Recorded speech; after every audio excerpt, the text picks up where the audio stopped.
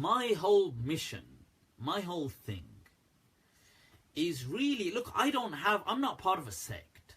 I'm not part of a Sufi tariqah. I'm not part of a group or an order or people who who kind of like associate with me or like me or learn from me. This is just from their own goodwill. This is just from their reason they come to. I don't have a following or like that. I mean, you could say maybe a following, but I don't have a kind of sect. But what my mission is, my message is not to hardcore Brelvis or Deobandis, hardcore kind of, this kind of minority, sheer minority of religious, hardcore practicing Muslims.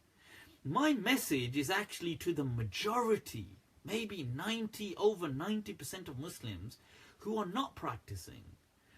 And then maybe a strong percentage of them who are unfortunately disenfranchised with the deen. That people who today feel that the deen is nothing but just mythology and fantasy, and they feel that this is just like culture. It's okay, but we don't really, it can't stand up to the West. It can't stand up to modernity. It can't stand up to true criticism. These people are who I talk for.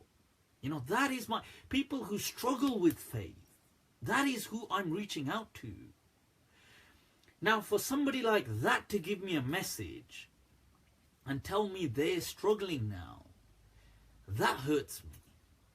So look, I realized that, look, so this was a disaster as far as I'm concerned. Okay, this was an absolute disaster because unlike, I know Sheikh Asrar's words that we as Muslims can't do dialogues. I disagree, and I will. What, you see, this is, bi-idhnillah, if Allah gives me strength, I will demonstrate throughout my life, whatever I have capacity, that Islam does stand the test of reason. That Allah and His Messenger are not unreasonable. You can bring me I believe that Islam will not only stand, but it will embrace the message of science and reason.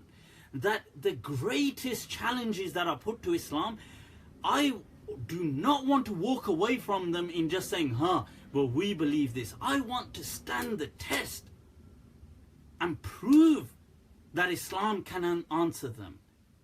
That it can.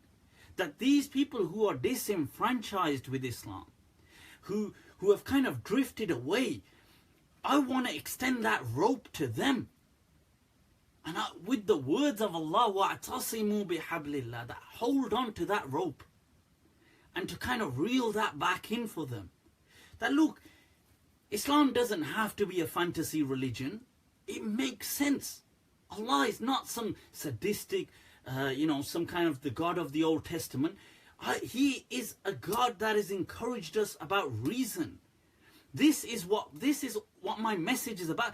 And this is one of the reasons why I kind of struggled with this coming of Jesus. Because it didn't make sense. And I'm prepared to talk about this. I'm prepared to present why it doesn't do that. I'm prepared to do these kind of things. But not at this cost. Not at the cost of people once again becoming disenfranchised and losing kind of just losing heart in Islam. Not at that cost.